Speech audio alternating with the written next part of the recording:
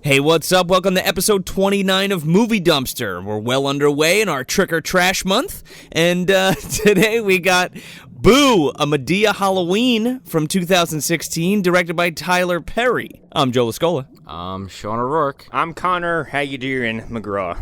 Welcome to the dumpster. I don't like no doggone Halloween. I'm not going to be giving them children no candy for free here. When I was growing up, do you know what I had to do for candy? Do you know what I had to do for candy? What, Mabel? I had to give up candy to get candy. That's why, but I'm not going to do that, spend my hard-earned money on no candy, give it to, go in my retirement, my whole 1K. I'm not going to do that, give no child no candy. Mabel, what is HO01K? It's for hoes. It's for all of those women who never, ever were able to pay taxes on their money because they got it illegally. So you put the money aside. It's not a 401K, it's a HO01K. That's what I got, a HO01K. Oh. Yeah, from back in the day when I was stripping. Hang on. Isn't that a little chancy? I mean, this is Halloween. Isn't all the creepy things are supposed to stalk the earth? It deals with demons, demon resurrection, and those forces which roam the forest and dark bowers of man's domain. The first few pages warn that these enduring creatures may lie dormant, but are never truly dead. It's Halloween, gentlemen. Halloween, have you forgotten? They're coming to get you, Barbara. You know, it's Halloween. I guess everyone's entitled to one good scare, huh? Trick or treat.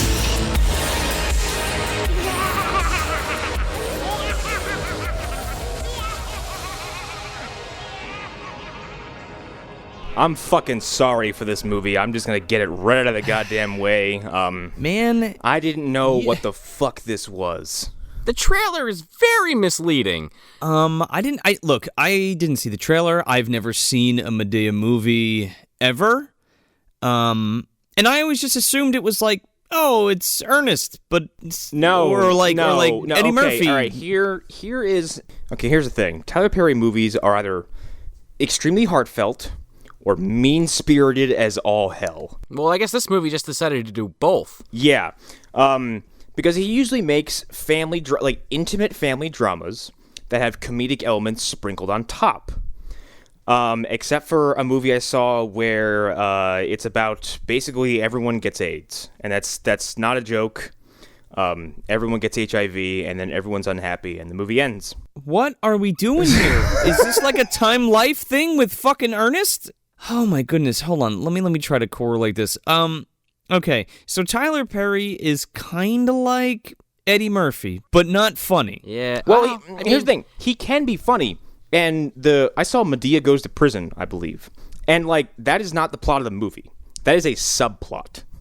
Madea is there to sell tickets, and when it's in sketch form, it's very entertaining because Tyler Perry understands comedic timing to an extent. I guess. See, that's something else I wanted to bring up. If you have Nutty Professor, or you have again like an Ernest movie, that movie is chunked up, like you were saying, it's chunked up into bits.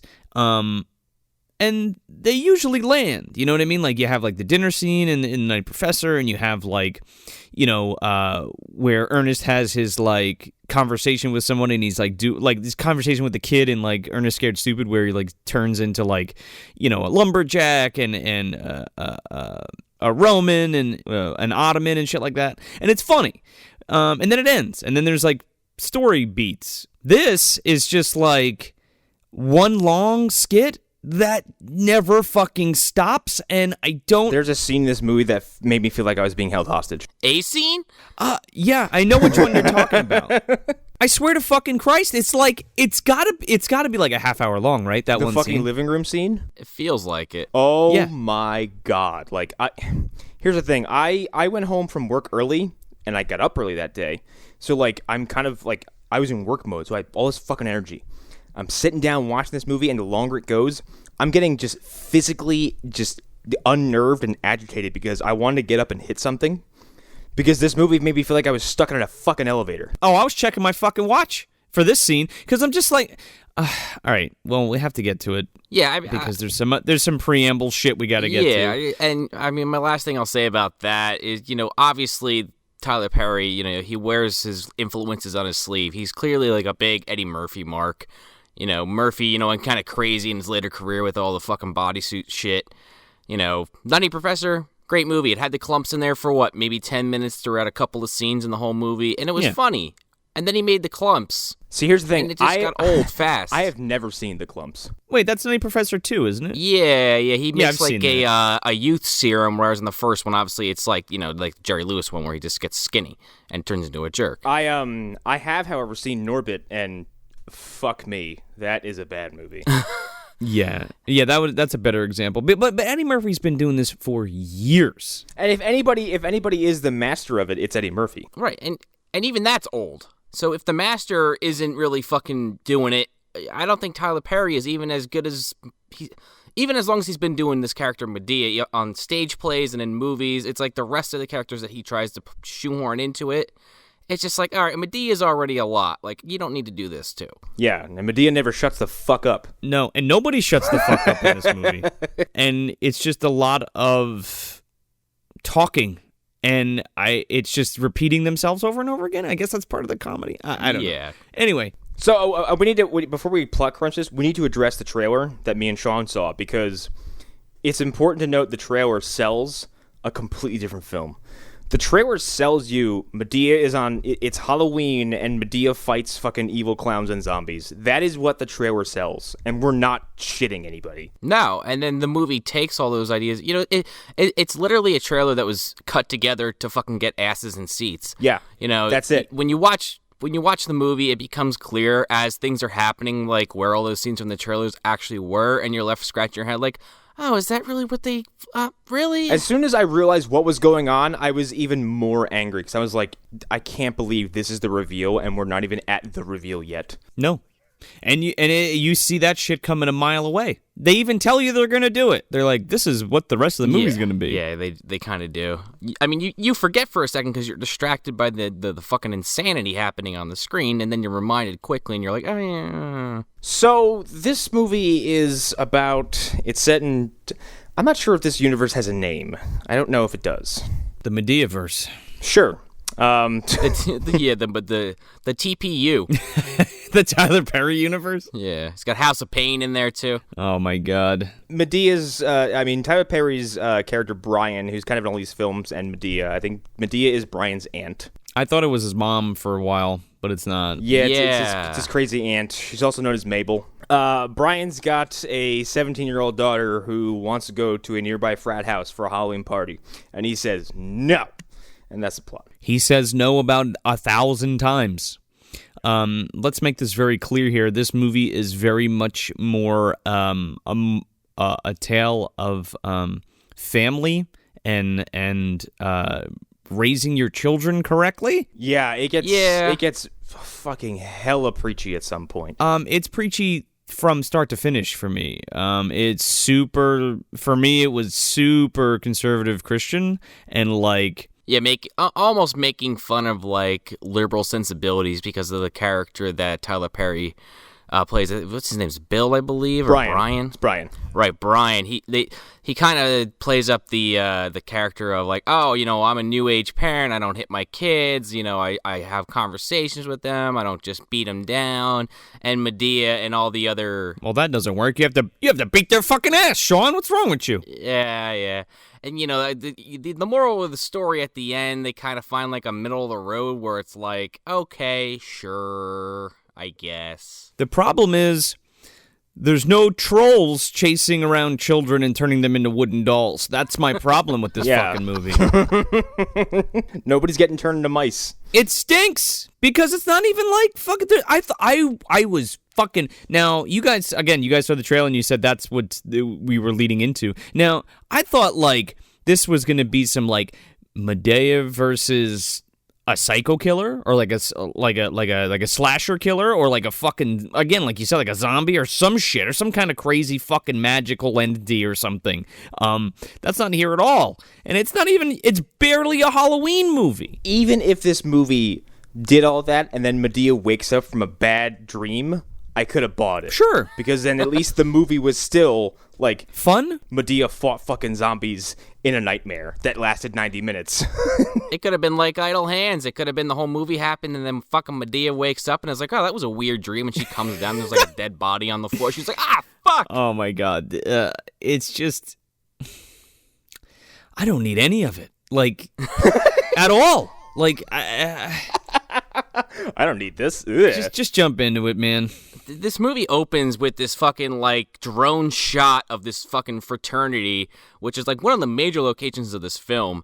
And I shit you not, their fucking symbol for this fraternity is Y-O. Fucking yo. It says yo on these goddamn guys' jackets. I didn't even pick up on that. What is this tagline? The fucking asshole who runs this fraternity is like, I'm the presidente of the fraternity. Oh my God, I have to comment on it. So their actual name of their frat is like Upsilon Theta, and there's a lot of people that are apparently huge on YouTube in this movie. Dude, I didn't pick up on any of that. And let me tell you something. I don't know who these people are. If these are all entertainers, I hope to God that acting is not their main profession, because these people suck. Because goddamn. Well, the El Presidente, Jonathan, the main basically frat boy, he is apparently, he's known on YouTube as FouseyTube, and he does a lot of like pranks. Who the fuck is that? But like staged pranks. Is that what we're doing here? Yeah, so that he's a famous YouTuber. A couple of the other guys that are in the frat, I think those like fucking pledgies that are doing fucking breakdancing moves are YouTube people. One of the girls, the main girl's friend, Madea. It's just Madea. Madea is famous on fucking social media. She's got like a 1.3 million fucking Twitter followers. So like, good God, they knew like who to fucking pick to get like a younger audience, if I had to guess. This is why this was successful. I see now. I wanted to mention that this movie originated from a joke that Chris Rock told in his film Top 5. Yes, I read that also. You guys, I was not fucking digging into any. I don't need to. And just to put the sprinkles on top of this shit fucking sandwich, they filmed this movie in 6 fucking days. I fucking believe it. It feels like it. Fucking scratch that one off in your hat. And it made $74 million. He's got a formula going. It's the second highest grossing Madea film in the series. How is that possible? I don't know. Well, like we've been talking about, you put a trailer out there where it shows Madea basically running around saying like, oh, hell no, about all these fucking things coming at her, and just the other 2 side characters, which we'll get to shortly, that are always hanging around with her. And it looks pretty funny, like, I don't know. She sure does. She's Jesus and all over the fucking place. Oh, Jesus, oh, Lord. Everybody listening to this, I'm going to be doing Madea impressions because there's no escaping it. All right? So please deal with it. I'm not even going to apologize.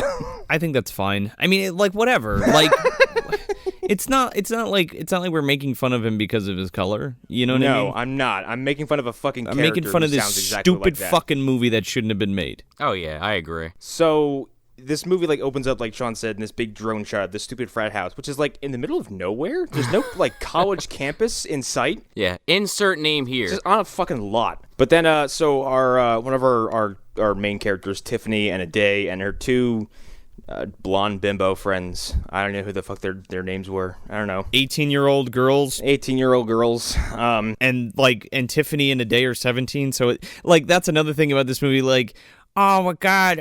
Well, they're 18 and they're 17. They're so much younger. Oh God, they're influencing us. The weird moral conundrum of being 17 versus being 18. It's the same fucking thing, dude. Except one person could buy cigarettes. Well, not literally. I mean, one, they go to jail and one they don't. And neither should be in a house full of 20-year-old frat guys. So they walk by this house, and all these frat boys run out like someone opened the gate in the Bumpus' dogs.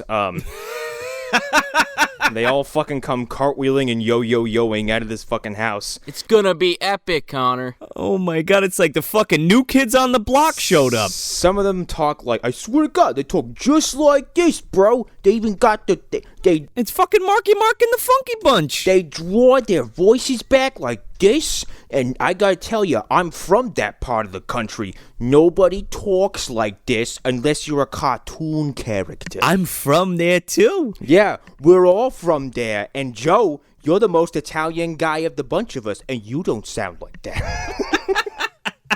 This fucking guy. She's like, so the chicks walk up and they're like, hey guys, or whatever. We're walking past your fraternity and we just happen to be out here. And the dudes are like, oh, hey, ain't you those fucking chicks from that all girls school or whatever? Like, hey, you ever see a fucking dude before? This fucking guy that you guys are joking about that Connor just did the impression of, he's literally just standing there like flexing. Talking about, oh, I guess you never seen a dude before. This is what we look like. You want to come to the fucking party or whatever? Yeah, there's this other motherfucker who, to be fair, every joke I was going to make about him, Madea made for me. So I guess he looks like Thor. He makes a fucking... He has a nickname of Horse, and they're all laughing. He's like, oh, my name's Ronaldo, but they call me Horse. And I'm sitting there thinking, okay, is that because he has long hair like a mane, or he has a huge dick? Like, what's the fucking joke there? Well, we'll find out later that somebody wants to ride him. Oh, fucking A. Yeah. Yep. This exchange continues for a number of seconds. When I say a number of seconds, I mean an eternity. Yeah, because Tyler Perry comes out. Because it's not Madea. First it's Tyler Perry, isn't it? Yeah, it's Tyler Perry shows up as the main character, Brian, who is a stick in the mud. He's a fucking wet blanket dad. Brian Simmons. He's a complete pushover. He's bossed around by all of his older relatives, including his dad? Yeah, it's his dad. Yeah. Even though I had to look that up to figure that out. I don't remember what his relationship is. Yeah. Well, yeah. That's why I said, like, that's his dad, and then Medea's his aunt, but I thought Madea was his mom. So Madea is his dad's sister. The way I read that is that it is his aunt, but it's like it might as well have been his mom, like kind of a situation. Yeah, it's like a friend of mine was raised by his grandma, but that's mom. Exactly. God, well, she beat the shit out of him, and that's all we know. She put him on fucking life support when he was 4. That's actually one of my favorite gags in the movie. It's even if it's part of the hostage sequence. Yeah. So Tyler Perry shows up as Brian, and he's like, Tiffany, get away from those frat boys.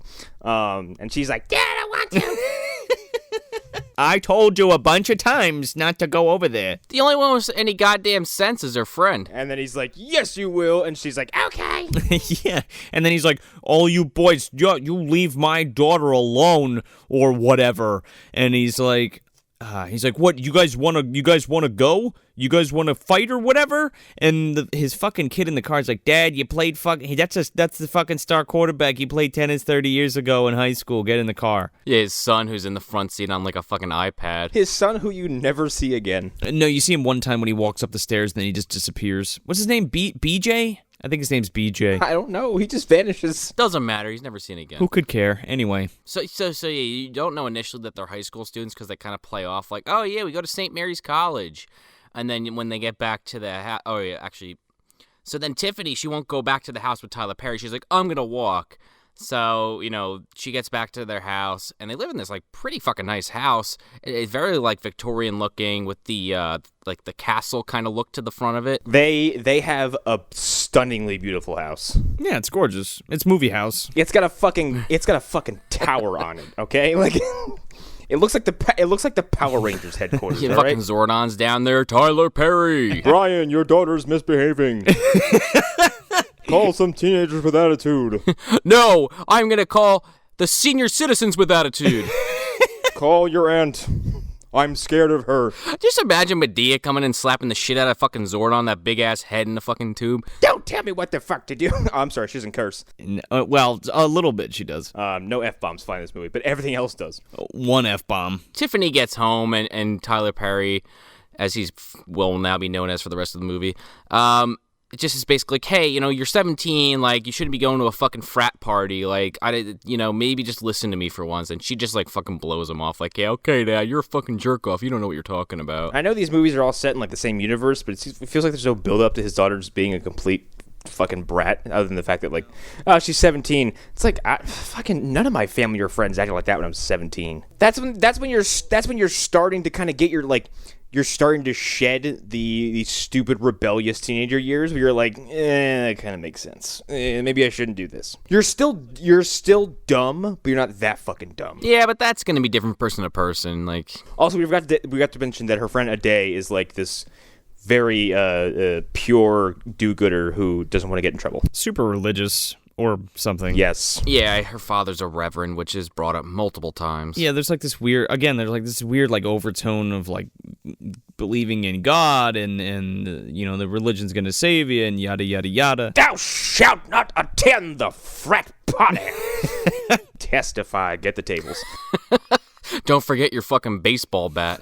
Fucking John Hurt's still in that table as far as I'm concerned. Yeah, he fucking lives in it. There it is, folks. That's your only reference for John Hurt because this movie doesn't get the dignity of being part of the effects of the Buchanan, okay? He's not responsible for this. No. I don't know who is, but not John Hurt. So like they have this they have a back and forth and then Tiffany goes upstairs. Does she have a fucking video chat with this dude and it's really forward? No, she's like texting him and she's like, "Oh my god, let's go home and like go in my attic and find like hot like costumes from my grandma or some shit." Yeah, she's like, "Oh, my mom used to be a costume maker or some shit." And she has a day there with her and they're upstairs just trying to formulate a fucking plan and fucking Tyler Perry just picks up this iPad and it happens to be on the text message screen of her to the fucking guy John, the El Presidente, and this is literally what she fucking writes. She basically gives her father the plot of the movie. She goes, "I will see you at the frat Halloween party tonight after my lame dad leaves." And I'm sitting there thinking, no teenager is going to go that detailed into that fucking message. They're just gonna be like, "Yeah, I'll be there. I'll see you then." Or something in that vein. Not some like literally like structured sentence that's giving away every little detail this guy needs to know. A big part of the plot later is that they're like, "Oh my god, this girl's 17? Dude, get her out of here." Like, I have to wait until my dad leaves? My lame dad? I know. I'd be like, what do you like? What do you got, a curfew or some shit? What are you, like 13? What the fuck? Yeah, like what the fuck's happening here? How did she get his fucking number anyway? Like, they're like out. Yeah, they don't have an exchange in which they get phone numbers. Yeah, they do, because as they go to leave after her father shows up, he's like, "Oh, let me give you my number, and then I'll hit you up." Oh, yeah, that was throwaway. Sure, yeah, well, most of this movie is, and I have trouble piecing it together afterwards. They filmed it in 6 days. Yeah. Of course they cut some fucking corners. You know what? Saw was filmed in 18. They have no excuse, all right? Yeah, but Saw pretty much takes place in one fucking room. So does this movie for a good portion of time. Yes, it does. Are we? Okay, so Tyler Perry is, well, Mr. Simmons Tyler Perry, or Brian, we'll call him, right? His name's Brian. He's Brian Tyler Perry. Doesn't matter. Yeah, but we're gonna say, all right. Well, I guess okay. When we say Tyler Perry, we mean Brian, and when we say Madea, we mean Madea. Tyler Perry as Madea. Okay, that's what I'm going with. Yeah, so he's like, I can't let my daughter stay home. She's gonna sneak out and go to that frat party. What do I do? Yell at her? And, like, ground her or, like, send her to her mom's? No, I'm gonna kind of just call my aunt to come over and pretend to sleep at the house so that she doesn't sneak out, even though it's a bunch of old people that are gonna go to sleep at fucking 8 o'clock? Yeah, the implication here is that if he calls Madea, like, he knows that his aunt is, crazy? She doesn't take any shit and shit. Yeah, she's insane. So that she would lay down the law. But he doesn't want her to do that either. He has some, like, an unexplained business fucking thing he has to take care of, which then he miraculously can just rush home from later on in the movie. Isn't he like a federal prosecutor? Is that what he does? Yeah, he's like a prosecutor. Yeah. Because I want to say I read, Connor, you said you saw a couple of the Madea movies, that he had defended Madea in a bunch of the other films in court. Yeah, Madea goes to prison. Okay, it's kind of funny. Is that what all that is? He's like, you got fucking warrants on you, and you've been doing all this crazy shit. Because we don't fucking hear the end of any of that. Because Madea just fucking rattles on the whole goddamn time about how she's wanted, and she's like a terrorist, and all this fucking bullshit. Which is funny, because like I said, she has already been to prison. Yeah. It cuts to him talking to Madea on the phone. There's like a quick back and forth with him and his ex-wife on the phone, and he's like, fuck this. He just calls his aunt. And she's sitting out front with her fucking friend Aunt Bam, and Bam has these 3 jack-o'-lanterns hanging on the wall behind her. One is a pot leaf, one is 420, and the one in the middle just says "I heart Jesus." That was pretty fucking funny. There is some there are moments of this movie that are very chuckle-worthy and sometimes produce actual audible laughter For from sure. me. Because, like I said, Tyler Perry, to an extent, knows what he's doing, but this movie was made for money. That's it. For sure. And but the thing that gets me is there's funny jokes, but why are these scenes so fucking long? Yeah. I could be wrong, but is it because he comes from stage plays? I guess. Yeah. And in plays, you do have long extended sequences because you're not going to keep cutting away in a play because that requires lots of set changing. No, that's fine, but you're telling the same joke 4 fucking times, and you ever see that commercial where the guy's watching TV and the TV goes, "I said podiatrist, not proctologist," and the guy laughs out loud, and then it cuts to each consecutive night, and then he just stops fucking laughing. That's basically what this movie is. Yeah, because every scene has a couple of good jokes peppered into it, but then there's just again a bunch of bullshit smashed in between that. This scene in particular, I feel like has a couple of good gags that just get burned out by the characters in the fucking scene. It could have been cut down by fucking 5 minutes. Oh yeah, there's some good shit in there. Why didn't we just slap it all together and make for a funny scene? Right, because you have this back and forth with Madea and Bam, where Medea's talking about how her HO 1K is all fucked up. And Bam's going, HO 1K? What the fuck? What are you talking about? HO 1K? Is that 401K? She's like, no, I got it from back on my hoe days. When I was selling my fucking ass on the street. Yeah.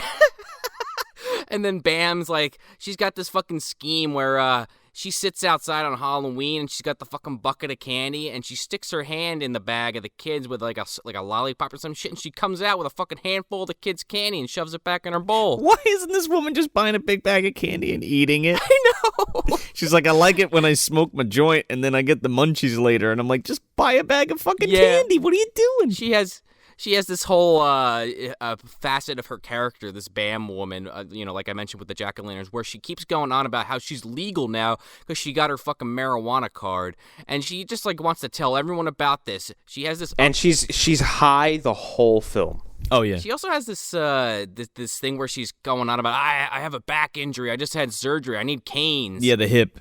I need my canes. Yeah, but then she's perfectly capable of moving without the canes. Yeah, and she has 2 of them. Yeah. So that's her character. Yeah, everyone's like, I have your cane. She's like, it's okay, I don't need him. She's put him on the wall, she says. Put him on the wall. There's some pretty funny shit here. Actually, something in here is coming up is pretty funny because I actually like this clown bit because as this is all going on, all of a sudden, a fucking clown rolls up with a giant Jack-in-the-Box. And Medea's like, no, I won't do this. No, hell no, I hate clowns. And this fucking Jack-in-the-Box pops out, and Madea 12-6 elbows this clown right in the fucking face. And it's this little woman, fucking, what's her name? It's this tiny old, Hattie. This little fucking woman that talks like this the whole fucking time. The whole she's like, Mabel, what the hell? Come on, Ma, what the hell are you doing? And then the guy that's pushing, it basically looks like fucking Ollie pushing or Stanny pushing the fucking box into this, what's his face? Fucking Barnaby's house. Yeah, it's basically what it looks like if you could picture that. And it's Medea's friend Hattie is the clown she punches, and the other clown is Uncle Joe Simmons, who also raised Brian. Yes. Well, that's his dad. His actual dad, and his dad had sex with a hooker or some shit, and that's how they got him. Apparently, as we find out later. And his dad is one of the only characters I enjoy because he does remind me of something Evan and Eddie Murphy movie because he's constantly he's an old motherfucker. Oh my god, yeah, but he's saying shit that I'm like, okay, this is kind of funny, and then I'm also like, this is completely out of place for this movie. Right. He's such a piece of shit. Later on, when Tiffany mouths off, what he say? He's like, something's telling me to grab that girl and beat her ass, but I ain't gonna do it. Because he says in one place, he's like, I'm gonna choke you. And, no, what does he say? He's like, I'm gonna grab you by the throat and punch you until you're dead. Gonna stuff your windpipe or some shit. I make the clump references because it's impossible not to, but he is literally like the definition of an Eddie Murphy like clump like character. He is very Clump-esque. Like he's kind of like the dad. No, he's like the grandma. Yeah. He's kind of like Grandma Clump and Father Clump like mushed together. Exactly. And it's rather entertaining because he's got this cane too, and he just doesn't give a shit and just says whatever he wants. He's dropping the N-word in fucking Tyler Perry's house, and Tyler Perry's like, "Don't use this language here." He's just like N-word. Yeah, but the way that's what I'm talking about. Like, and the way that comes off is just very like stilted. Like it's got no place here. You know what I mean? Yeah. That, and he's constantly threatening to beat the shit out of somebody. Yeah. Or fuck somebody. He's fucking them all. Or smoke somebody, and that's his repertoire. So, like Madea has this exchange. She punches Hattie out of the fucking box, and then Brian calls her, and he's like, "Hey, come babysit my rebellious daughter." And she's like, I don't do Halloween. And he's like, "I'll pay you." She goes, "I'll be there now." She fucking teleports there. Well, she drives his fucking Uncle Buck-ass car. She packs all the fucking old folks in and fucking drives over to his house. Also, Joe is also Tyler Perry as well. Yes. That is of note. It is important because the next sequence is this fucking scene. We've avoided it for almost a half an hour. Now we need to talk about it. Yeah, but this is the scene in the movie that actually takes a fucking half an hour to get through. It's gotta be. and there's not a half hour worth of talking to do about it. No, because like, what is there to say about the fact that like, okay, they get in this house, the cane bit we just mentioned happens. Uncle Joe is filthy. Madea doesn't like Halloween. And then they have, I swear to God, they have a 30-minute exchange about being a parent. Yes. Not only being a parent, but about abusing your children is the right thing to do. Yeah, in the midst of this, there was a decent gag about how, because like, I know that people go to see these movies and they go, "That's my grandma." Yeah, like, no, I get that. That is yeah. my grandma. That is my aunt. That's my mom. Like, this is very familiar to me. And there's something familiar to me about a parental figure saying, like, I didn't hurt you. You hurt you by doing that thing I fucking told you not to do, and you did it anyway. Right. Yeah, but the way it's handled here is just so like. It's very slapsticky because, you got Madea saying, you got to hammer that girl down. She's got a fucking literal hammer. And then she pulls a fucking hammer out of her purse. Yeah. She's like, "I didn't mean that. I was kidding." Yeah. I wasn't kidding. But, like, again, like, all I'm thinking about now is, like, the Eddie Murphy bit in Delirious where he's talking about his dad at the barbecue and his fucking uncle and his aunt and shit. Oh, my God. And it's so fucking funny, and it's just like... That's what I would have wanted here, and we kind of get a little bit of it, but like, why do you come to my house every day? You burn down my backyard. You burn down my fucking backyard, Gus. Why? You burn Charlie. Why? Just want fucking burgers and franks. You also get this fucking joke that goes on for way too long, where you find out that not only did Madea beat fucking Brian into an inch of his life where he was on life support, but also his father pushed him off a roof and he had a fucking number 2 pencil in his pocket, and it fucking went through one of his testicles and the goddamn came off like a fucking meatball. It looked like a Tootsie Roll on a stick. That's what Madea says. I don't remember this exchange at all. How could you not fucking remember this? It's like 2 minutes. At some point, it's on my phone. I have a video of me. And I forgot I took Facebook off my phone, so I couldn't upload it. I have a video of me. It's just me sitting there with my phone against the speakers, and it's just me absorbing this. And like,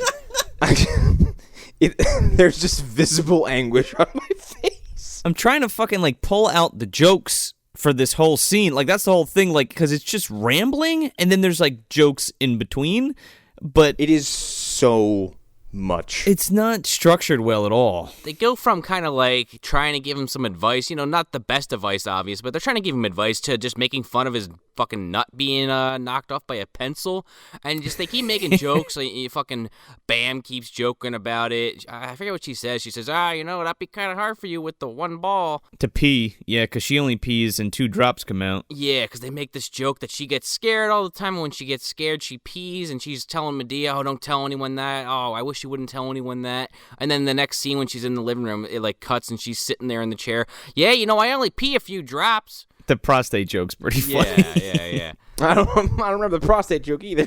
Yeah, he's like, Joe's like, you got prostate cancer. That's why you can't pee. And Madea goes, women don't have prostates. And Joe looks over and goes, Madea, you got a prostate. Just like, what the fuck? See, I do enjoy that character. I don't know. You need to be, like, it's just for this type of comedy, just, like, it has to be, like, a little vulgar. And, like, he really, like, Perry, like, really goes full throttle with that Joe character. He's kind of the crux of that. And everybody else is kind of, like, telling him to shut up the whole time. Yeah. There was a very filthy gag coming later on that went on for far too long. But we'll get to it soon because it's not that far away. It's not that far away in regards to us getting to it. But, again, this sequence goes on for hours. Feels like hours. I felt like I was drowning in this sequence. I was like, please give me air. This is taking too fucking long. This is the scene that they would just play on loop for you if you got in trouble at summer camp. You don't get the Disney movies. You get this scene from the Madea Halloween movie. And I would get the Camp Krusty, like, Mr. Black says you misbehaved. So then his daughter eventually comes downstairs, and basically Tyler Perry's saying to Madea, hey, when she comes down, you got to act like you just showed up, because if she knows I called you, this ain't going to work. And Medea's just like, I'm not going to fucking say that. You called me. She's like, come on, please, just say that. And they're all, like, giving him shit that he's trying to, like, just not be straight with his daughter. And so she comes down, and she's like, oh, what are you doing here, Madea? Why are you guys all here? And she's like, I don't know. Your father fucking called me. And then, Tyler Perry leaves, and there's just more bullshit. And then Tiffany goes, she's like, I'm going to bed. Good night. And then she's like, oh, we got to trick the old people into going to sleep early. So what she does is they finagle this plan where they grab a Ouija board, but it's not called Ouija because I guess it's copyrighted. It's called Ghost Board. And they bring it downstairs, and they're like, all right, she's like, all right, listen. The spirit of Mr. Wilson that used to live in this house killed his whole fucking family in the attic. And if we pull this thing out, he's going to come back on Halloween night and he's going to haunt you guys. And they're like, and then, there's a whole fucking bit where they're like, that's the devil shit and yada, yada, yada. Medea's just like, you're making this shit up. Yeah, she's like, I don't believe you. You're fucking lying. And then a card falls out and it says like death on it. And she's like, that's Mr. Wilson. That's the death guy. And they brought like a remote control downstairs and they flick the fucking lights and they freak out. And then she's like, the only way to not get eaten by the ghost is to fucking go to sleep in the bed right now. That's the only place that's safe. So they don't go to bed. There's this kind of funny bit where when she turns the light off, they all freak out, and fucking Bam jumps up and starts running towards the door, and they're like, I thought you had a fucking injury. And she's like, oh, yeah. And Medea's like, we've been carrying you around town for weeks. What the hell? I forgot all about the Ouija board thing until you brought it up. Yeah, well, that's the whole basis for, like, how that's her plan to sneak out, and that's why like where a lot of the spooks come from, like later, which now that I think about don't make any fucking sense. No, they don't, not at all. Tiffany goes upstairs like you guys were talking about, and fucking Madea lights a ciggy. Tiffany goes upstairs and straight up puts on, like, look, she dresses like a straight up hoe. I'm sorry. Like, it's 17-year-old girls going to a fucking frat party. They're specifically doing it. You know what I mean? And that's whatever. Because it's like, okay. Like, the message here is like, oh, you probably shouldn't do that because you're not old enough to do that. But, like, there's fucking kids doing that, man. Yeah. I think the message more so is like, fucking there's a record, throughout time of just bad shit happening at fraternities to women. Yeah. I totally agree. Yeah. And it's funny the way they played in this movie, too, because they go to the fucking fraternity place. They go to the party or whatever. And these fucking guys, like, Madea... Jesus fucking Christ. So Madea goes, and there's a bunch of fucking bad jokes. And there's a part where, like, because she's looking for Tiffany at the fucking thing because she finds out she snuck out of the house. There's a part, they walk up, and these fucking dudes think that she's in a Halloween costume and she's a guy. And they start grabbing her tits. And then Madea unbuttons her shirt. And these guys are feeling up on this old woman for an uncomfortable amount of time. It's got to be like a minute, right? They're like, man, it feels so real. They're like, all the wrinkles in the veins. The trailer cuts this into a much better joke where she opens her shirt and they look at it and she goes, see that? Paradise. And then just closes her shirt. See? Just walks in the house. I don't know. That would be funnier. But this is creepy. Yeah, this is creepy. funnier. This is creepy, man. They're like fucking. They're like massaging the nipple and shit. It's kind of funny. He's like, this nipple's so fucking real, and there's all the saggy old fucking boobs. And they're like, those are real boobs, dude. And then they fucking run inside. Yeah, they run inside, and then Hattie and Bam fucking come with Madea to this party in that fucking car, and fucking Bam. She's got a stupid red, Phantom of the Opera mask on, and they're like, what the hell are you wearing? She's like, it's my costume, so I can blend in. She says she's Peter Pan. Yeah, she's Peter Pan, and Hattie goes, you peed your pants? Ah, you peed your pants. Fart. And then Bam disappears for a minute, and then just like Madea and Hattie walk around this party. She smells weed. Well, she smells weed, and she goes upstairs. She finds Devin Sawa and fucking P-Nub in the corner, and she rips a bong out of fucking P-Nub's head. So Jonathan and the rest of his douches grab Tiffany that day, and they're like, this is where I was also getting some ew vibes. Yeah, this is what I was going to bring up. Jonathan's like, okay, he's like, I have a plan. He's like, you go upstairs with him, and you go upstairs with him. That way, your grandma won't find you. I'm like, so you're going to separate the two friends who came together so you can lock them in your rooms and fuck them? Is that what's going on? Yeah. That was definitely the implication there, right?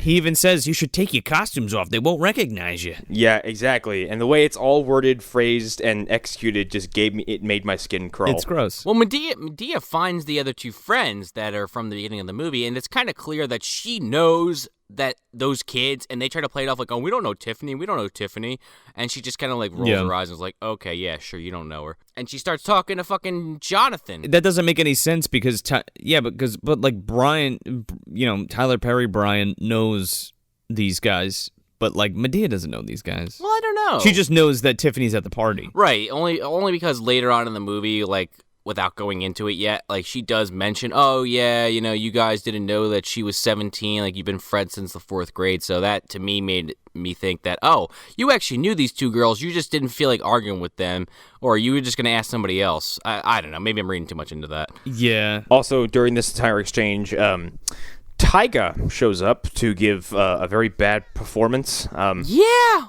At a fucking frat party. Who the fuck is that? Is that the guy rapping? Okay, here's the thing. But when I was getting into hip hop, like I've been exposed to it my whole life, but I didn't really start to like it and appreciate it to the last 3 to 5 years.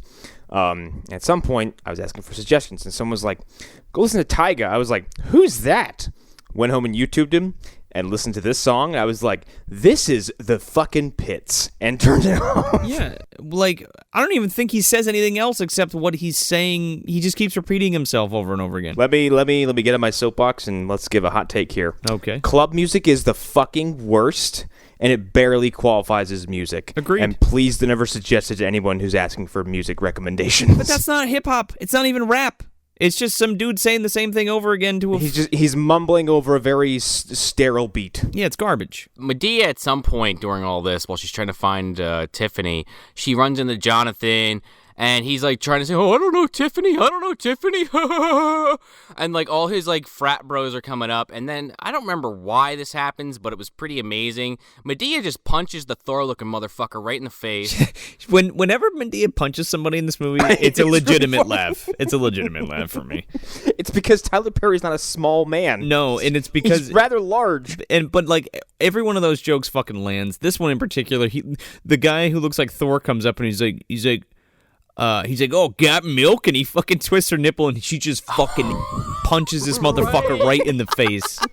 Fucking well-deserved, man. And it was like, that was good. I like that one. It's also because like it's Tyler Perry, who's a tall man in like drag. It's in drag, yeah, man. It's poor drag because he still looks very masculine and he's just decking people. I love when he breaks his character and like does like deep dude voice. Yeah. Oh my god, it happens like on two or three occasions and nobody ever blinks. No. Madea goes to leave and she's just kind of like going to Hattie. She's like, yeah, we can't find Tiffany. Maybe she's somewhere else. I don't know. I'm going to ask one more time. And she just starts, like, bobbing her head to the music. She's like, I hate this music. And Hattie's like, why are you bobbing your head then, Madea? And she's like, what's happening? She's like, what's happened to you? She's like, it's my bottom. It's my hoe days. They're coming back. My hoe is coming out, she says. Yeah, then she basically goes and she finds, like, the sound equipment and unplugs everything and somehow all the lights turn off too, and she kind of goes, okay, listen up, I'm looking for Tiffany. If you don't know where she is, like, you better fucking tell me, blah, blah, blah. And then basically, instead of, like, just being like, okay, yeah, she's upstairs, they're like, get her out of here. And they pick her up and literally bring her out of the house, and then they just leave. Well, they throw her in a fucking bush. Yeah, and so, by the way, Bam reappears, and she's like, did you find him? High as fuck. And she's like, where have you been? She's like, have you been drinking? She's like, no. And then this is so Madea and them leave, and then like now we're back upstairs, and Tiffany's like about to fuck this dude. Oh no, Tiffany's like, can I step back for 1 second just to go over one scene that fucking perplexed me? The twerk scene? Yes. How do we miss this scene? So when Tiger, I just kind of wanted to glaze over it, but okay, let's talk about it. Tyga is fucking performing at this frat party again. Don't know why. And this fucking one friend with this white girl just starts fucking twerking in the middle of this group of people for like a solid minute. And then it's gratuitous. It's gratuitous. Yeah, and not to make matters worse, Hattie just fucking goes up there and is like, "Let me show you how it's done." And then just destroys this girl. Yes. And she somehow, during this series of events, gets up on stage and is on the microphone fucking shouting into it, and all these fucking college students are like cheering her on. Yeah, they're like, yeah, grandma, yeah, grandma. I don't know. This movie has some funny parts. It's just it again, does, there's but so much. They're sparse. Yeah. So Madea and them leave, and this is that fucking weird part where it's like this wouldn't actually happen in real life. The dudes are like up in their rooms with the chicks with Tiffany and that a day girl, and well, it happens to a day first. Yeah, a day is the one who drops the truth because he's, I don't know, I can't remember how, but she just brings up that she's 17. She's like, I'm really uncomfortable and blah blah. He's like, he fucking goes, hey, you want to fucking fuck or whatever? Like, you know, let's get fucking crazy. You want to fucking go? You want to touch each other or some shit? What do you say? And she's like, yeah, I'm 17. I need to go home. I don't like this. And he's like, what? He's like, what the fuck? Like 17 years old? Like fuck? Like in human years? Are you fucking serious or something? We are not exaggerating. This guy talks just like this. You're 17 years old? My God. It's not verbatim. 17? He's like, get the fuck out of my house. Get the fuck out of the frat house. What are you, crazy? So she leaves. Or does she? Well, yeah. No, she totally does. And dude, like, goes, like, they knock down this fucking guy's door, and where Tiffany is, and they're like, hey, we got a problem, man. This chick left. And I'm like, what?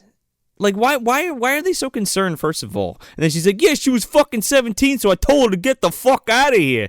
And then the guy's like, oh my God, she was 17? And then he looks over at Tiffany's. He's like, are you 17? She's like, yep. And he's like, oh, fuck. We're going to get in trouble. Get her out of here. Yeah, then you cut back to the fucking Madea house, and they're all basically, like, all pissed off. Like, I can't believe she snuck out, blah, blah, blah. And they want to call the cops, but Madea has the fucking criminal record. Joe's got a criminal record. I guess Hattie's even got a criminal record, and Bam's the only one that doesn't. And she's like, well, I got my card. I got my fucking ID card, so I'll call the cops. Yeah. But, like, why does that even make sense? Like, she's like, I can legally smoke weed. I'll call the cops. That's the whole joke. That's like her one illegal thing is that she smokes weed, except she has a card, so it's not actually illegal. So that's her running gag. It's like a running gag, but, like, I don't know. It's the same fucking joke over and over. Oh, yeah, no, without a doubt. So yeah, then the cops do show up as Tiffany's trying to bail, and they're all like, oh, run her out the back door. And the cops are inside, like, oh, shut it down. And no one seems like they even get arrested or anything. People just casually walk out. Okay, yeah, see you later. Fucking dude's like, he's like, you got a fucking warrant there, chief? And the guy's like, how about I go wake up the dean? He's like, okay, everybody out, everybody go. And that's where Tiffany just leaves, and the frat guys are all pissed. Because before that, they're like, oh, you don't think your aunt's going to call the cops to you? You don't think she would? And Tiffany's like, no, she wouldn't. She's got warrants out for her arrest. And then, she leaves, and the frat guys are like basically hatching some kind of scheme outside the building, and fucking a day is like hiding behind a bush and happens to overhear it.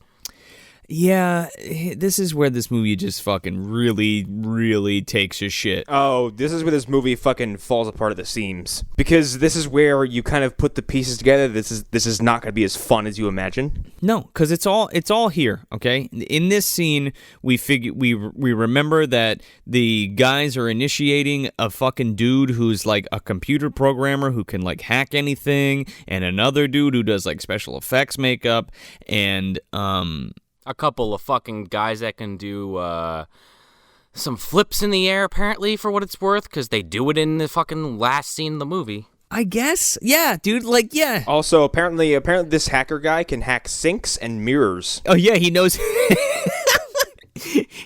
They say they tamper with the plumbing. I'm like, you can't hack plumbing. Like, what are you talking about? This isn't Watch Dogs, you fucking idiots. Oh, my God.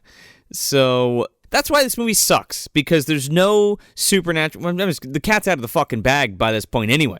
Like, there's no supernatural elements at all. We're not fighting vampires or zombies or anything interesting. We're not going to go outside of the box whatsoever. No. It's just a bunch of frat dudes getting back at Madea for her calling the cops on their fucking party with her underage niece there. So the cops show up and Bam shows at the door, and the first thing she does is whip out her fucking green card, and she's like, ha! That part fucking killed me. It's legal. And he's like, good for you. The cop is like, okay, wonderful. Cool. And she's like, no habla inglés. And he's like, she's like, I'm from Jamaica. And he's like, they speak English in Jamaica. Then she starts speaking Spanish, and he starts speaking Spanish. I had the subtitles on, by the way, just because I like to. Oh, just because I like to have them on sometimes, and just in case I miss something. And she goes, I'm from China. And then he starts speaking in Chinese, but the subtitle said speaking in fake language. It's clearly fucking Chinese or Japanese. Is it, though? I don't think so, because he doesn't say, like, ni hao. He says something else, and it's just like Chinese gibberish, and I'm like, why would you do that? Also, before these cops show up, they hear like a rustle outside, and they're like, "Oh God, it's the killer!" And they hear a loud bang on the door, and they all basically Madea and Bam are arguing who's gonna answer it. And she's like, I see white people. Well, they think it's Mr. Wilson's ghost. Oh, and they say that's the police knock. Only the police knock like that. This exchange between Bam and the cops go on for a minute. And they're looking for Tiffany, and then Tiffany just walks down the fucking stairs. Yeah, she's like, I was asleep the whole time. I was in my father's bedroom. Because it's cold. Yell at Tiffany, they're like, hey, you might not, play any pranks in the cops, like, it's not cool, blah, blah, blah. Fake Chinese, and he leaves. Yep. Basically, that's what happens. And they have another exchange with Tiffany, I think. Well, yeah. Because they're like, we're gonna beat your ass. Well, Medea's like calling around. She's like, you're lying. You were at the fucking frat house. And then she's like, no, I wasn't. Look out for Mr. Wilson's ghost. Get in bed. Flicks the lights, and they all freak out. And they all go to bed. They all go into a bed. And then Bam goes to use the bathroom because she hears a sink running. Yeah, there's also this quick scene, too, right before this, Connor, where, that shows Tiffany go back into her room, and she's trying to put on, like, a cool face, but she gets in there, and she's, like, freaking out because she can't get a day on the phone. She's like, oh, please pick up. I hope you're okay. Oh, that's right, yeah. Because she tells Madea, oh, no, she's upstairs sleeping. She's like, you want me to go check? And that's when she flicks the lights to try to freak them out. Yeah, so a day being missing is relevant to the rest of the movie. Bam goes into the bathroom, and the sink is running, and, like, I don't know if Tyler Perry's ever seen a horror movie. I don't know if Tyler Perry's ever seen Crocodile Hunter Collision Course, because that's what I was thinking of in this scene. I was waiting for fucking Brazia to come in and turn off that goddamn water. They're running on tanks. Like, the fucking faucet is on by itself, and she's like, what? She's super confused, like, just turn it off. What is this? What? And then she turns it off and turns back on. She's like, She's also smoking a joint. What? I don't understand. And then it turns back on again, and this goes on for like 4 fucking minutes. And then, like, like in true ghost fashion, like the mirror fogs up from the fucking from the hot water, and it says, "Get your fat ass out of here or die." And I'm like, how the fuck did they pull that off? Yeah, it's almost like there was an actual ghost there. Yeah. And this is like the part of the movie where the hell no's just start flying furiously. Oh yeah. Yeah. Well, first we get more of that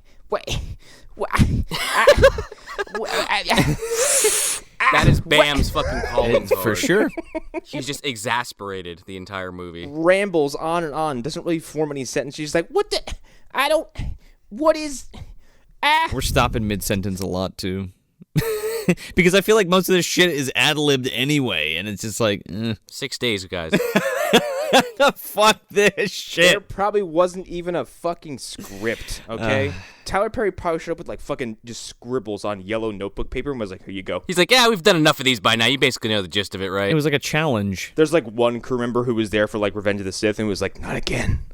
He wrote the fucking script on like a cocktail napkin. Yeah. Was like, all right, this is what we're doing. Let's do it. I got my rough draft for the third of my trilogy. You know, Mr. Perry, I think it'd be really good if you had some lightsabers in this. Mr. Henson, what do we say? You're just supposed to record the movie. That's all you're here for. Don't talk to me. Don't look at me. Mr. Henson? That was fucking George Lucas.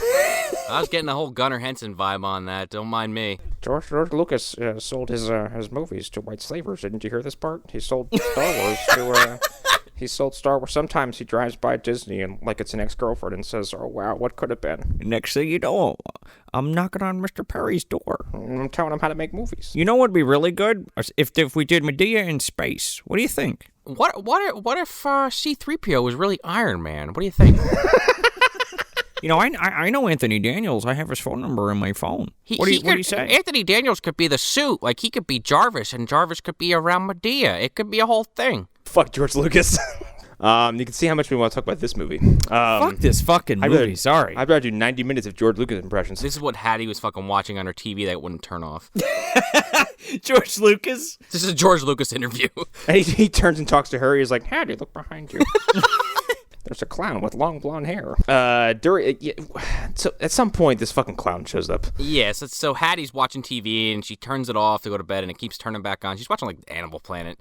And she's, like, freaking out. And her and Bam basically both run to Medea's room at the same time. I want to say Hattie even hears a voice, and it's kind of obvious to the audience that it's fucking Jonathan. Oh, yeah. It's like, because it's that fucking Italian guy. He's like, hey, this isn't the fucking Lord. Oh, This is the ghost of Mr. Wilson or whatever. Right, because there's preface that. The reason why these frat guys know how to fuck with them, when Tiffany goes upstairs, presumably to fuck Jonathan, the El Presidente, as he refers to himself. Oh, the fraternite. He's like, oh, yeah.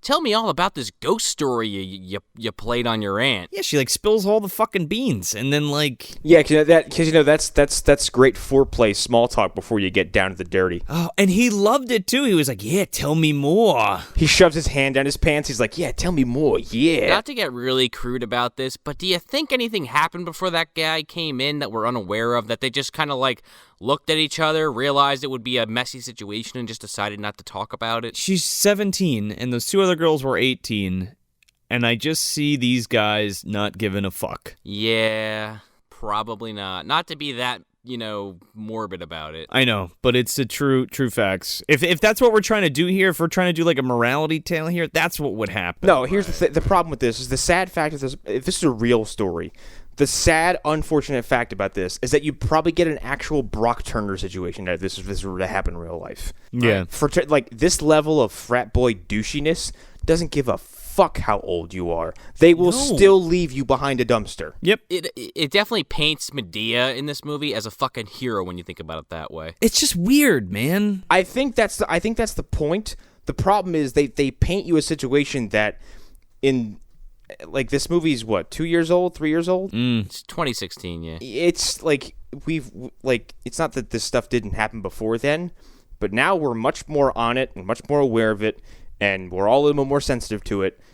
So painting this picture of two legally underage girls who are absconded up to two creepy drunk guys' bedrooms after they say, yeah, separate and take your costumes off, is skeevy as fuck. Yeah, man. But again, like, why are we doing that in this movie? Like, why can't we just have some fucking funny romp where, like, Madea fights, like, monsters with, like, pumpkin heads? Because, I don't know, because fucking Tyler Perry had to get his morality jabs in there, I suppose. It's all over this movie. That's why it just doesn't fucking work. Like, it's a stupid Halloween. Sorry, I'll save that for the end. They beat you over the head with preachy moral smugness is what I'll call it. Well, it's like kind of almost like a Uncle Sam situation for different reasons. You know, Uncle Sam had those problems where we just kind of wanted a straight horror movie, and it was a lot of like that family drama. Yeah, well, it's also like Uncle Sam had creepy, like ultra right wing undertones. Yeah, but at least there was a fucking zombie in it. Yeah, and what was the main character's? What was the main character's name? What was the kid's name again? Oh, Jody. Yeah, Jody. Jody, that creepy fuck. Like the thing with Jody, when you step back and look at Jody, you're like, that kid's a school shooter. Yeah. Like someone's got to pay attention to that kid. But it's like not front and center. Like this movie has no other like distraction in it. It's just garbage. Yeah, it's just right in front of you. Yeah, exactly. There's nothing masking it at all. It's just that's the movie. Yeah, there's some more spoopy nonsense happens, and this clown shows up, and like you take one look at this clown, you go, yeah, that's Thor, because his fucking hair sticking out of the fucking mask. You can see his beard too. Because Madea basically is laying in her bedroom with all the lights on, so Hattie and Bam are like, yeah, you're scared, and they convince her to go in the attic, and I have to talk about this scene quickly. They all go downstairs to regroup with the lights turning off and all this shit, and fucking Joe's sitting there laying on the couch with a fucking blanket over him with his dick on his hand on his dick. He's totally He's like, oh, what the hell? And she's like, still like, stop that. And he goes harder. yeah, what the fuck? He's like, doesn't he say some shit like you hoes want to go to a motel and I won't tell or some shit like that? Yes. But so that happens, and then Madea goes upstairs in the attic, and she's like talking to herself the whole time. I'm not scared. And she sees this clown with the long fucking hair in the attic, and she's like, oh, that clown didn't just move on its own, did it? That's my eyes are playing tricks on me. And she turns around, and this guy's walked up right behind her, and she fucking decks him in the face with her fucking nose honks. Yeah, he goes full Uncle fucking Buck here. Madea punching people is funny. Oh, it is every time it happens. And I don't know what it is. I think it's because like the way Tyler Perry as Madea throws those punches is you could believe she fucking killed somebody. Oh yeah, and almost every time her boobs go flying when he does it. I don't know what it is about it. It's a good physical gag that makes me laugh. I don't know why. It's because suddenly she takes like, because it is a man under there, she takes this full squared up masculine stance and just destroys the illusion that it's supposed to be a woman. And like all of a sudden it's like, no, that's Tyler Perry in a wig. I don't know. I've met some women that are pretty fucking tough at like Madea, and I buy it. But like I've said, I think it's the size, because Tyler Perry is very fucking tall, and especially in the Madea getup, it kind of makes his dimensions a little wider. He's also got a very prominent jaw on top of all that. Yes, yeah. so he's got like padding in his ass and the fucking big sloppy tits fucking flying around. Turns around and suddenly becomes a mixed martial arts fighter. It's really entertaining. Still more believable than fucking Devon's ghost. Also, what's more believable is Madea so scared she falls down the fucking stairs. Yeah, and Joe's like, sounds like a goddamn herd of buffalo falling down the fucking stairs. That's right. He's like, I thought I heard a goddamn herd of elephant coming down those goddamn steps. It's like a garbage truck going through a nitroglycerin plant. I think surely before this is when, that's right, I missed this. When Tiffany came downstairs and told him like, oh, watch out for Mr. Wilson, is when like she goes back upstairs and Joe goes, something in me tells me to grab that girl and beat the holy hell out of her, but I ain't gonna do it. This whole time I'm like, wait, is Walter Matthau in the fucking house somewhere? What are you doing in my basement? Get out of here.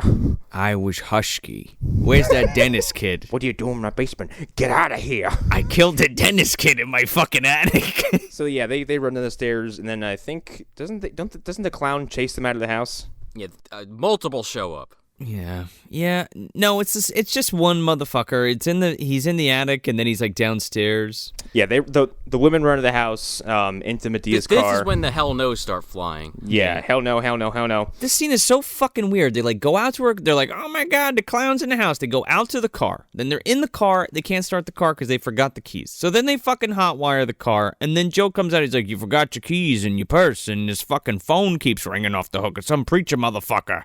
And I'm like, what is happening? Because the joke about Joe is that he's completely unfazed by any of the events that happen in this movie, which is something I actually enjoy. I get that. It's just, I don't know. No, I get where you're coming from, Joe. It's just everything's happening a mile a minute. Sloppy. You can't even give a fucking joke a second to breathe before hitting you with another one. Exactly. So yeah, Joe comes out and gives her the keys, the purse, and the cell phone. And it's Adea's dad, I believe it is, isn't it? Yeah, he's the Reverend. But like, they have him going on some like evangelical like rant on the phone. He's like, oh Lord, praise Jesus, holy Christ almighty, where in the hell heaven have you been? You need to come down to the church or what have you. And I'm like, okay, is that where we're going with this character? But then when we finally meet him, he's like nothing like that. He's very subdued. That's right, because Joe hands the phone and goes, here's your keys, here's your purse, here's your phone. And some reverend keeps yelling at me. I don't know what he wants. Exactly. Yeah, they have this good bit where Madea is like talking to the reverend, and he starts giving like his holy, like, oh yeah, praise Jesus, and she just like holds the phone away from her face, and then she brings it back. She's like, hallelujah, Jesus wept. She's like, oh, I'm gonna make him pray harder, and she goes, hallelujah, and he goes, hallelujah. she's like laughing to the other women in the car. So then they're gonna go to the fucking church, basically, is their plan. Because he basically tells them, oh yeah, a day's missing, and Medea's like, shit, Tiffany's lying again. And then they leave, and it cuts to Joe inside, and he has this fucking joint that he'd gotten from Bam in a previous scene. Yeah, he's just smoking this fucking joint. Oh, yeah, and the clown is, like, creeping up on him, right? Yeah. He's like, you ain't a clown. He's like, go on, there ain't no clown. No clown here. And the clown gets close to him, and it gets close enough to do something, and Joe just knocks this fucker out with a cane. He goes, is this how it is? And the clown shakes his head, and he just fucking cracks him upside the fucking head. And he's like, fucking clown. And then he just hits the joint again. In very, very tiny doses. It's funny. This would have been good, we'll talk about it. Cut back to Madea and the crew, and the car breaks down. Ugh.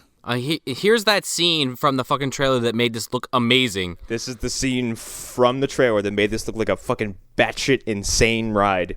So the car breaks down, and Madea comes out, and she goes, what's it called? Oh, there's a joke about check engine light. And she's like, when's the last time you had this thing serviced? She's like, when I bought it in 1964. Yeah.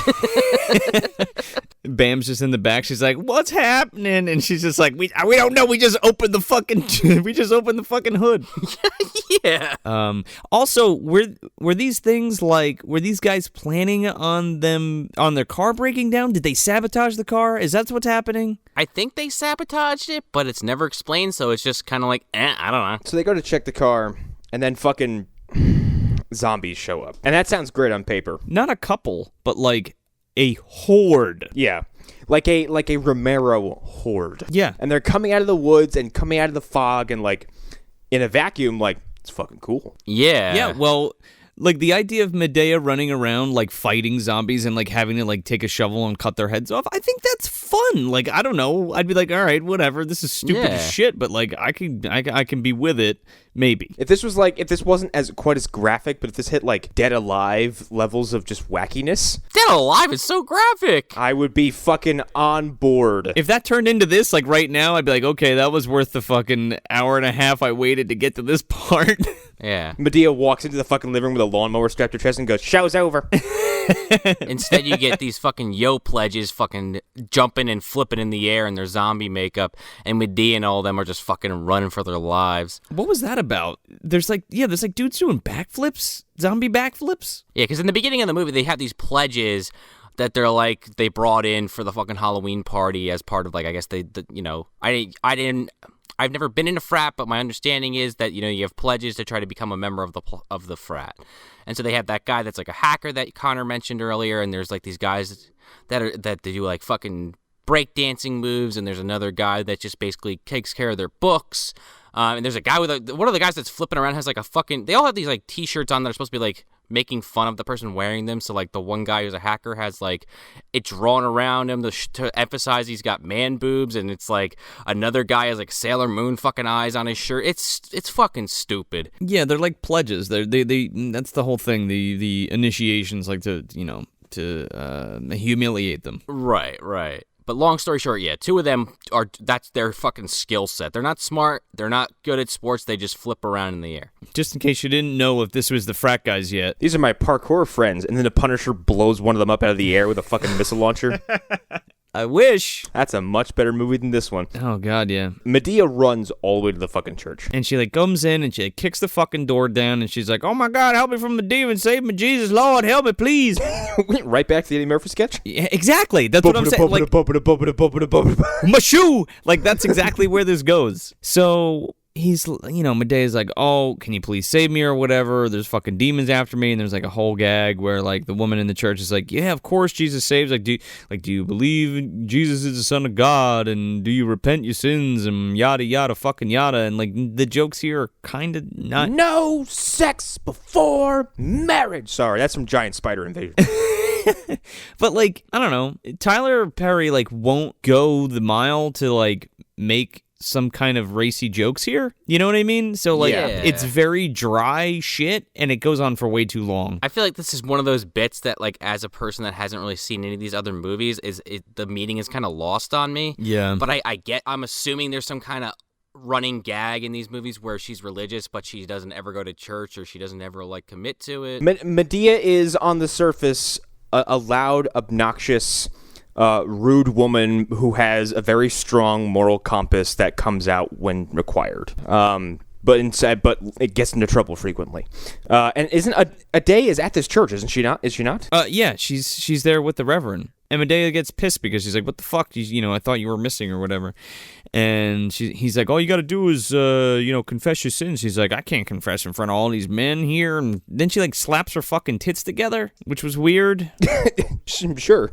Yeah, okay, whatever. Everybody else was touching him. Tyler Perry said, I want to give it a try. Hattie and Bam show up and they're like, you left us. Their fucking Bam's hair's all fucking messed up. She's like, yeah, but you found your way to the church, didn't you? You knew where you were going. And then fucking the Reverend's like, yeah, so just wanted to let you know that all this stuff has been a big prank by the fucking fraternity guys. Like that guy from YouTube or whatever pranked you. And Ade's like, yep, it's all true. And Tiffany had a hand in it. And Medea's like doing this weird fucking thing where she's like trying to keep her curse words like from swearing. Yeah. And it's like she's burping demonically and then like her voice keeps dropping like super low dude voice. Yeah, she keeps dropping into real Tyler Perry voice. Yeah, like real Tyler Perry, like a deep motherfucker. Like I can't even go as deep as he goes. But yeah, anyway, he's like, I'm gonna put my fucking foot up somebody's ass, and the Reverend's like, no, don't do that. You have to do it a different way. And she's like, okay. And then she leaves. You have to do it in this really complicated and much more evil way. Really complicated and much more expensive way? Yeah, you would think. And much more psychologically traumatizing. Yeah, I mean, you fuck those kids up pretty good, but like, goddamn. This is a life-scarring event. Fuck them. I get that, but if this were like no group of adults should conspire this hard to traumatize a group of children. To the douchey frat boys, I don't sympathize with. But, like, your daughter, like, I don't know. Like, this could come back and bite you. She needs it, to be fair. Yeah, so, like, they leave the church, and I think it cuts back to daytime. Well, they go back to the house, and Joe has fucking Thor all tied up. And he's like, yeah, I already know about everything. He told me. And, then it cuts to daytime because Medea's like, I'm calling Brian. And she gets him to come back, and they have a follow-up to the fucking earlier living room scene where they're giving him shit, and they give him more shit for like another 10 minutes. I'm looking at the length of this film, and I'm saying, there's no way there's a half an hour left. There's no fucking way. There sure is. Yeah, but like a majority of it is this exchange, because Brian is trying to basically put his foot down with his daughter, and it's not fucking working. And Madea and the senior citizens are like, fucking yell at her, cut her throat. We fucking stop dead. This is supposed to be a fucking Halloween movie, And now it's the day after fucking Halloween, and we're still sitting here in this fucking movie. And now it's a goddamn redemption story trying to... Now it's a fucking after-school special. Exactly. It is. We're in Lifetime original movie levels preachy. Yes, like preaching like fucking crazy about how, kids nowadays don't respect anybody, and because we're too soft on them and we need to beat the piss out of them, and talking to them doesn't work, and all this kind of shit. So that whole exchange happens, and then they like go upstairs and they have like this big thing where Medea's like, I'm gonna fucking smack the shit out of you, Tiffany, if you don't fucking get your shit together. And they like start packing her stuff up. And Tiffany dials up the bridiness to like 1,000. Yeah. She like has the balls to like fucking talk back to them, and fucking old like Madea and like what's her name, Hattie, they're like go ahead, finish your fucking sentence, I'm gonna snack this fucking shit out of you. Bam's going through her fucking wardrobe like, I like this blouse, I'm gonna take it, and Medea's like, listen, all this stuff in here, it's not yours, your dad paid for it, your dad works hard, he puts a roof over your head, he pays for everything, you want to have your own stuff, go get a job. She's like, oh, this is ridiculous. And it all comes to that apparently, long story short, Tiffany's upset with her father, not because he's a wet blanket, but because she feels like he just, when his fucking wife cheated on him in the house they're currently in and left him, he just didn't fight hard enough. And Brian, Tyler Perry, is just kind of like, oh, that's what this is about? This is what you're fucking upset about? And it basically triggers him. Yeah, she's like, oh, you let your wife roll over him. He actually makes a decent point where he's like, it actually takes a better person to look at a situation that's unwinnable and just walk away from it. Yeah. Like when you can look at something and so fighting this will make it worse, so just leave it alone. It's almost like Facebook commenting. Just walk away. Yeah, no, for sure. Well, it's also different because he had 2 kids, so it's like, do I act the fucking fool and do something ridiculous, or do I protect my children and do what's right for the betterment of them? And eventually this whole conversation like spins into Brian like just having enough of both sides. He's had enough of fucking Tiffany and had enough of his old ass relatives. And he kind of sides with the old people, but also kind of takes his own spin, and he's like, you know what? He's like, good. You know what? He's like, get the fuck out. Go out. Go on your own. Do it. Go ahead. He's like, watch. Do it. Well, yeah, he starts packing her shit up. Yeah. And he lays into her, and he explains what we just kind of went over, and lays the law down, and Medea's like, ha ha ha. She has like a beam in her eye. She's like, I'm so proud. Yeah, but she still thinks she needs a fucking ass whooping though. Yeah. Just a little one. She's like, yeah, she's like, slap her a little. A little love tap. The whole moral that they're trying to get across is like, yeah, you shouldn't slap your kids, but also don't let them walk all over you. And that's kind of the conclusion he comes to, is like, yeah, be firm, but just don't beat your kids. Like, come on. You need to be stern for sure. I mean, you can't just be like, oh, all right, well, whatever you say. Here's the thing. You should be stern with your kids, but just don't slap them willy-nilly like my mom did. Oh, Jesus. I don't know. I got my ass whooped a bunch. I think I turned out pretty good. I got my ass whooped a bunch, but I don't think me getting slapped around had anything to do with how I turned out. It was kind of arbitrary. So this whole exchange happens, and it leads to, like, the cops showing up? Yeah. Again, that's like a running thing in this movie. And then Bam's got her fucking card out again. Well, everything's set up now. So this might as well just this is the way this is going to go down. Like, this is all set up by fucking Tyler Perry and Madea and all the old folks, because the cops come and they take Tiffany, and he's like, "Oh, there's nothing I can do, Tiff. Got to go with the cops. There you go. I'll be right behind you." Because he's trying to teach her a lesson. So they take Tiffany, and then they go to the frat guy's house, and they fucking kick their fucking door down.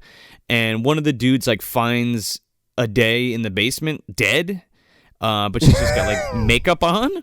And he's, like, freaking out. And he comes upstairs, and the fucking guy's like, we got a warrant to search this house. Like, get the fuck out of here. We're going to handcuff you. So they cuff all these dudes, bring them outside. Long story short, the fucking cops are like, there's a dead girl in that house. Ada's dead. And they're like, oh, really? Oh, no, we killed her. We didn't do it. And it's really poorly acted. There's no sympathy in those people's faces at all, because they only had, I guess, 5 minutes to fucking shoot that scene? Yeah. If this was shot in 6 days. We have like 34 actors in this scene. We got to kind of like get this done in one shot. Let's wrap it up, people. Yeah. And like at some point someone's like, you killed her. Ah. Like, that's the level of acting we have here. Yeah, and then the lady cop's like, you're all under arrest for the murder of a day, what have you, and What have you? She puts him on the fucking bus. Yeah, on the paddy wagon, for God's sake. Hold on, no, not a paddy wagon. It's a fucking bus. A prison transport bus shows up with inmates who are going from one jail to the other. Oh yeah, and they've got like this fucking Crazy Eyes stand-in, and they got Breaking Bad is in there, and you got the guy, if you can picture him, this real heavyset guy. He's got like an egg fucking head. That guy. Huel. He plays Huel in Breaking Bad and Better Call Saul, and he's great in both shows. But he has a little monologue about how he's gonna bend over these fucking sorority or these frat guys. He goes, "I'm gonna hug you from behind in the shower with the soap flying everywhere. It's real romantic." And that guy Jonathan, this whole movie, he's got his hat like a fucking floating on the top of his head, and he's just like looking around like, he's like, oh my god, and like. This is supposed to be a scene that's where these kids are supposed to be learning a lesson, and like it's not believable whatsoever because the kids are like cracking jokes. Well, they all look upset though, and then for some reason, I don't know how this even happens, but all the, for lack of a better term, inmates just start beating the shit out of each other. They just start like really punching each other for real. This one dude up front, this dude who should be locked away in Arkham Asylum, is like. You killed the girl. She was my sister. She was my mom. She was my wife. You killed her. And then just goes fucking apeshit on some nearby inmate. Hits some guy, and then it just fucking all shit breaks loose on this bus. Yeah, everyone starts fighting, and like these kids are all like they're fucking hamming it up, and they're in the middle of it, supposedly getting their asses kicked, and then Medea's just looking on like, yeah, this is some good shit. This is a good prank or whatever. And like you find out that like the lady cop like isn't a cop at all. And she's like, all right, go over there and get those fucking kids out of that bus. And they make a joke like, oh, where'd you get all the inmates? Like, all people from my neighborhood. And it's like, okay, so you filled a fake bus with a bunch of your friends, and they're just beating the shit out of each other? You filled a fake bus with a real lockup, like a gate in the middle. Like, it's a real fucking prison bus. Oh, yeah. Well, the joke is, that they get all the kids off the bus, and a day comes out, and, oh, she's alive. Did you learn your lesson? Oh, yeah. And then they're wrapping up, and Medea's like, oh, man, when you found all those fake cops, these are all the people from my neighborhood. Where'd you find those guys? He's like, oh, I'm a federal prosecutor. I can't have fake police. Those are real cops. She's like, wait, what? Yeah, Brian's like, these are all real cops, and it had to be because that's a real fucking corrections like transport bus. Exactly, that's what I'm saying. And then Madea she's like not making eye contact. She's like, all right, just one time. Those are real cops. And she says it like 4 fucking times, and it's like, yeah, we get the joke. You're scared because it's the real cops. Well, then Jonathan is fucking scared too. He's like, oh, those cops are real? And Brian's just like, oh, you got something to hide in there? And they come out with their fucking ounce of fucking weed, and he's like, oh, we found marijuana. Officer fucking Steve Harvey comes out, and he's like, found some weed. And then like after a few seconds go by, he looks at Madea and goes, I know you. And then she fucking just runs off. Her catchphrase, like, let's ride. And then everybody runs away. Including the frat boys. Yep. Cut to black. And that movie is over. And my God, what a fucking awful movie it is. It's not great. I never want to watch it again. Ever. Me either. Oh, no. God, no. I almost tapped out. I just want to forget about it. There's a sequel to this. So help me fucking God if you make me watch it next year. I might. Unless Madea is actually fighting some kind of supernatural force, I don't want a part of it. You might crucify me for this, but I would watch a movie with just Madea, Hattie, Bam, and fucking sprinkle a little Joe in there. I think that could make a pretty good movie. You don't need all this other bullshit. They're funny enough on their own. It doesn't need to be a Halloween movie, and I think that's what really burned my ass a lot about this, because it's like it's not just supposed to be the Tyler Perry comedy hour. Like, it's supposed to be a Halloween movie, and the only thing that's Halloween about it is that it's taking place on Halloween night, because everything else is just pranks. Right. Apparently, I'm reading the sequel real fast, like the synopsis. Like, the plot synopsis is like 3 times as long as this one. Holy shit. I believe it's not a supernatural element, but I think they go in a little harder with the horror elements. Okay. I'm still not watching it. You can't pay me to. Don't worry, Connor. We got a year. I feel like we're all going to be eating fucking crow. That's what I feel like. What treats we got today, guys? Oh, God. I'm mad I've already picked pennies. This movie is a fucking rock for me. This is Charlie Brown's fucking rock. I got a rock. Did you say popcorn ball last time? I sure did. You did. God damn it. Okay, you know what? And this counts because I've gotten one of these before. This is a fucking rice cake. Slightly worse. This is a fucking rice cake. It's dry. It is flavorless. It doesn't particularly do anything for you. It's basically just air. But sometimes they come with like a cinnamon coating. That's okay. But it's still a fucking rice cake, and it's abysmal and just like not fun. This movie to me is I don't even know what the fuck these things are called. Those long skinny tubes of fucking sugar that you get. Pixie sticks. Pixie sticks? A pixie stick. This movie's a fucking pixie stick because those are actually enjoyable. Well, they are, but they're quick and they're fast and they're over immediately. The difference here is I'm picturing like a gigantic pixie stick that just doesn't want to fucking end. Ugh. You're picturing someone has strapped a pixie stick to your face and they just keep pouring one that's a mile long down your throat. Yeah. It's like Homer Simpson when he's in hell with the fucking donut machine just feeding them to him over and over again. It's enjoyable to a certain point, but eventually your mouth is dry, much like the aforementioned rice cake and popcorn ball. And you're just like, man, this was good for the first, 10 seconds, but I've been sitting here for 45 minutes, and I'm starting to need a glass of water. Now I have diabetes, and my kidneys don't work. Wilfred Brimley's fucking, knocking at my goddamn door. The pixie stick, it takes you, 6 days to get through. Much like the amount of time it took them to make this movie. Yeah, I don't hate this movie as much as you guys, but it's fucking abysmal. Again, the only thing I could say is I like the senior citizen characters, if you want to even call them that, and even they start to get a little old by the end of the movie. I don't know. There's no redeeming qualities of this for me. Like I said, there are better Tyler Perry movies. Please go watch them if you really feel you have to scratch that itch. You know what? Maybe I'll go check out Madea Goes to Jail. Do the whole Ernest fucking tour.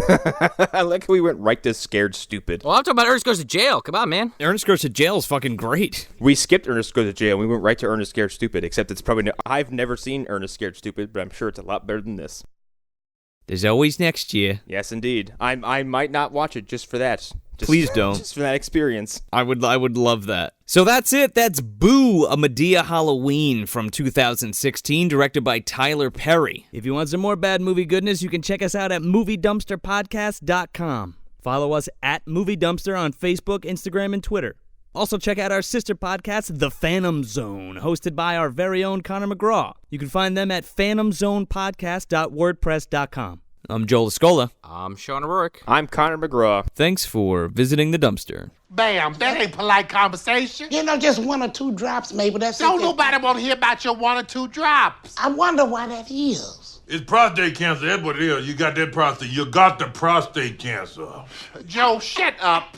What the hell you think it is? What the hell is it if it ain't prostate cancer? That's the only thing keep you from peeing. She says she get 2 drops. One say prostate, other say cancer. Prostate cancer. That's what she got. She got it. Joe, don't no woman have no prostate. Maybe you know damn well you got a prostate. Hang on. Isn't it a little chancy? This is Halloween. With all the creepy things we're supposed to stalk the earth.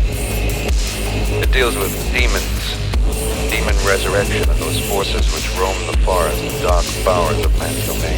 The first few pages warn that these enduring creatures may lie dormant, but are never truly dead. It's Halloween, gentlemen. Halloween, have you forgotten? They're coming to get you, Barbara. It's Halloween. I guess everyone's entitled to one good scare. Trick or treat.